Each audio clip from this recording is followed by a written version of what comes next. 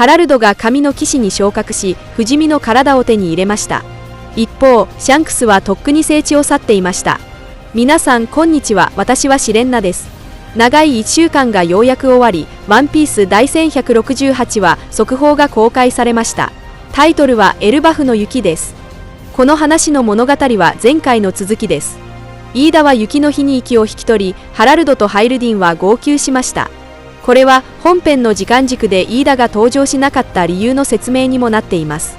一方、ロキは酒造りの村を壊滅させたとして投獄され、獄中で一人絶大な苦しみに耐えています。注目すべきはエルバフで前回大雪が降ったのがちょうどロキが生まれた時だったことです。彼は実の母に捨てられ、冥界へと投げ込まれました。この雪とロキの間には何か関係があるのでしょうか。14年前、シャンクスは本来深海の契約を得る資格がありましたが、姿を現さず自ら放棄したようです。時間軸から推測すると、彼は当時すでに下界へ戻っており、エルバフへ向かいギャバンと会っていたと思われます。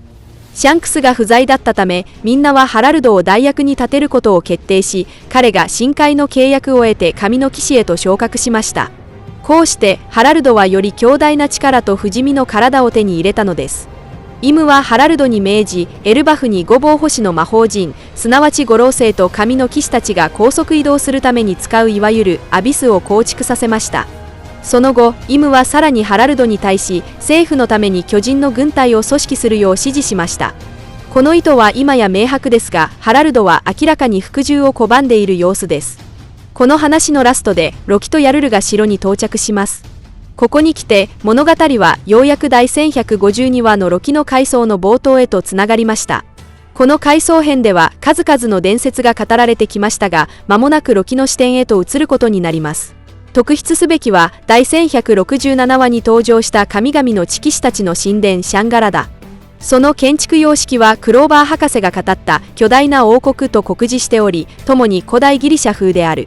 これは聖地マリージョアの前身が決して尋常な場所ではなかったことを暗示している。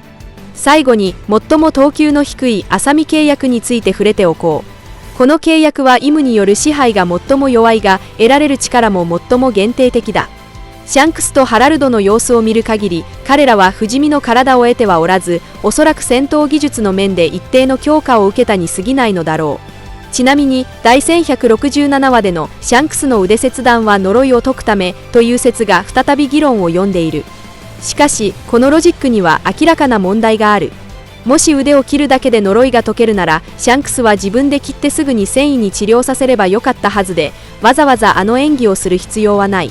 したがって私はシャンクスの同期派やハリ他人を救うことだったと考える。受けた愛に理由などつけるなという言葉の通りだ。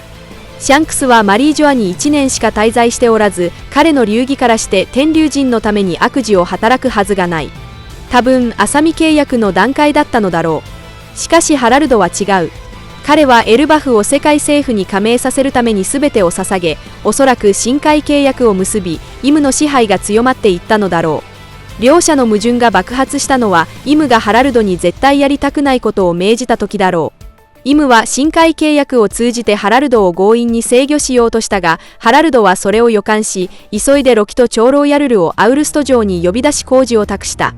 同時に暴走して取り返しのつかない事態になる前に、兵士に自分を殺すよう命じた。これがロキが目撃した光景だ。ではイムはハラルドに何を求めたのか。第1151話のイムのセリフは、ハラルドを通じてエルバフを完全に掌握し、巨人国を戦争機会に変え、巨人族を戦闘種族にしようとしていたことを暗示している。そのため、後に神の騎士団がエルバフに到着した際、真っ先に学校や図書館を焼き払い、子供を誘拐したのも大人たちを屈服させるためだった。しかし、ハラルドの長年の努力と犠牲は、エルバフを平和に導くためであり、イムの要求とは正反対だ。イムはハラルドに対し、世界政府加盟の手土産として巨人部隊を編成し、ある王国を攻めるよう要求した可能性が高い。その標的とは、おそらく魚人島の竜宮王国だ。魚人族と巨人族には歴史的な深い絆がある。巨船ノアや怪物と戦った伝説は同盟を示唆する。両種族とも魚人島のハルキーブや巨人国の宝珠アダムという巨木に依存しており、共通点が多い。さらに魚人族は古代兵器ポセイドンの秘密を隠しており、イムと天竜人はこの脅威を排除したかったのだろう。第1167話で、ほろ酔いのネプチューンがハラルドにこっそり白星の力をほのめかした。ハラルドは娘がモサモサになるだろうと冗談を言った。ロキと秘密通信をしていた人物がモサコウと呼ばれていたのを覚えているか？白星こそがモサコウではないか？この話題は第1167話以降議論になり、証拠も揃いつつある。まず、モサコウの電電柱は特殊な傍観音声認識型だった。傍観は明快だからわかるが、音声認識型は当時は意味不明だった。今思えば、もしこの種の電電柱が声だけを伝え、容姿を模倣できない変更液のようなものなら、なぜロキが相手の性別を知らず、電電柱も外見を反映しなかったか説明がつく。だが小田先生はヒントを残している。その電電柱にはまつ毛があった。ワンピースの世界ではエンポリオ・イワンコフを除けばまつ毛のある電電柱は主に女性キャラが使っている。これはモサコウが女性であるという小さな暗示かもしれない。この話でガーリング星がハラルドに長距離通話可能な電電柱を渡したが、これは重要アイテムかもしれない。もしかするとハラルドはネプチューンに警告するためにこれを使い、巨人国と竜宮王国の連絡手段になったのかもしれない。ハラルドの死後、何らかの理由でロキがそれを手に入れた。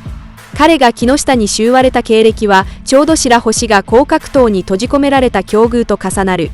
ある日、白星が偶然その電電柱をつないでしまい、互いに素性を知らぬまま連絡を取り合うようになったのではないか。そこでロキがモサコウというあだ名をつけた。白星のこれまでの経歴もモサコウのセリフと完全に一致する。例えばモサコウが言った恐ろしい体験は少し前の世界会議で天竜人にさらわれそうになった事件だろう。ロキはそこを叩き潰すと言っていた。第1151はエルバフの危機の際、モサコウから突然連絡があり、もう連絡できないかもと別れを告げた。小田先生は巧妙に2つの危機を混ぜて読者にモサコウをやるると誤認させた。だが危機が白星の身に起きたとしても筋は通る。カリブーが蜂の巣に到着したことで彼女のポセイドンとしての正体が黒ひげ海賊団に完全に露見したからだ。黒ひげ海賊団幹部のラフィットは依然レッドポート周辺で活動しており、彼らが白星を狙っている可能性がある。これでモサコウの危機も説明がつく。麦わらの一味がエルバフを出る頃には情勢は激変しているかもしれない。かつて海王類が予言した2人の王がまた出会う日をは、海の代表である人魚姫と陸の代表である巨人の王を指しているのかもしれない。